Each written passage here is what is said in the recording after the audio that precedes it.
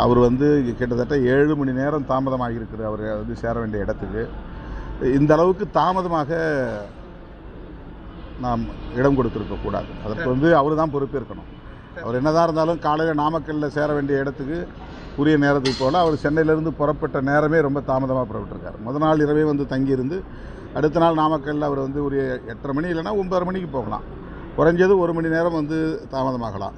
அந்த பயணத்தின் போது திரள் வந்து தடுக்கிறாங்க, முன்னால் வந்து கூட்டம் நிறைய கூடிடுச்சு, அதனால் நேரம் ஆச்சு அப்படின்னு சொன்னால் அது 1 மணி நேரம் 1.5 மணி நேரம் தான் அப்படி ஆனால் ஆகும். 7 மணி நேரம் வந்து தாமதமாகிறது அப்படின்னு சொன்னால் அது அவங்களே வந்து திட்டமிட்டு தாமதித்து போனார்களா அப்படிங்கிற ஒரு கேள்வி எழுகிறது. இன்னும் கூட்டம் கூடட்டும் அப்படிங்கிற ஒரு இடத்துல ஒரு திரள் எவ்வளோ நேரம் தேங்கி நிற்கலாம் அப்படிங்கிறது ஒரு கணக்கு இருக்குது. ஒரே இடத்துல லட்சக்கணக்கான பேர் 1 மணி நேரம் 2 மணி நேரம் தேங்கி நின்னா மூச்சு திணறல் ஏற்பட தான் செய்யும், டீஹைட்ரேஷன் ஏற்பட தான் செய்யும், எல்லாம் நாக்கு வறட்சி ஏற்பட தான் செய்யும்.